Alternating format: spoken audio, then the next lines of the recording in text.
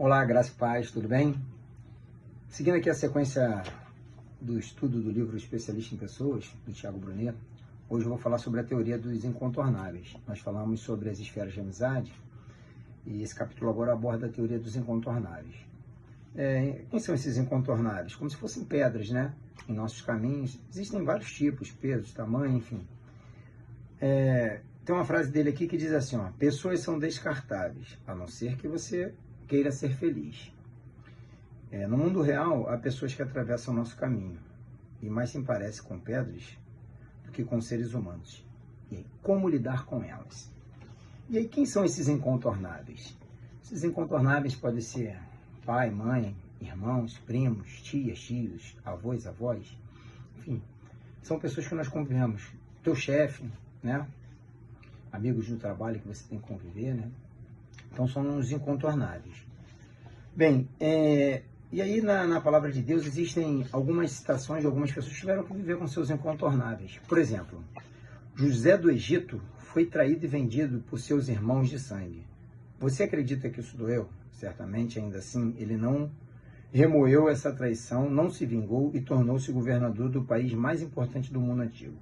José alimentou as pessoas que o venderam e proporcionou a elas regalo para uma vida boa. Por quê? Porque José tinha foco em ser feliz e em cumprir o destino reservado para ele nesta terra. Será que no lugar dele você teria feito o mesmo? Para a gente fazer uma reflexão. Quem são esses incontornáveis? Assim como José tomou uma atitude e decidiu ser feliz, mesmo convivendo com os incontornáveis, e entendeu o propósito daquilo ali. Também teve uma situação de Davi. Davi se tornou rei de Israel, ele foi zombado no fronte de batalha entre Golias, o gigante filisteu, por seus irmãos de sangue. Depois disso, foi perseguido e sofreu algumas tentativas de assassinato por parte de seu sogro. Você acha que isso é tranquilo de resolver? Será que seria tranquilo? Complicado, né? Também temos Noé, o homem conhecido por salvar a humanidade do dilúvio com sua arca. Ele foi exposto por seu próprio filho quando estava bêbado e nu. Como esquecer uma humilhação desse tipo? Outra, Jacó teve que fugir para não ser morto por seu irmão Esaú. A confusão familiar começou quando Jacó comprou o direito de primogenitura do irmão mais velho com um prato de comida para selar essa compra clandestina, que somente seria oficializada com a bênção do pai. Jacó se disfarçou de Esaú.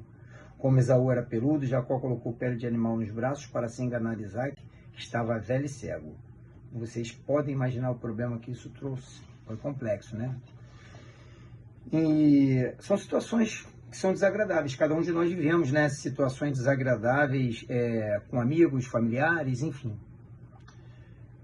Jacó também teve outros problemas familiares e, enfim, existem outros personagens que tiveram. Mas o que a gente pode aprender aqui? Como que a gente pode reagir numa situação dessa com os amigos ou com familiares, aqueles relacionamentos incontornáveis? Nós vimos aí, cada um desses personagens foi citado por ter reagido de uma outra forma, né? E aí, o que a gente pode fazer? Refletir nas estratégias que podemos adotar, às vezes, até inconscientemente. Por exemplo, nesse trato com incontornáveis das nossas vidas. Por exemplo, a gente tem ignorado? Temos buscado o confronto? E agora, principal de tudo, quais os resultados nós temos obtido com essas estratégias? Então, elas têm trazido para nós paz, conforto, nós temos conseguido lidar com os problemas da melhor forma possível. Então, nós devemos fazer uma reflexão sobre isso.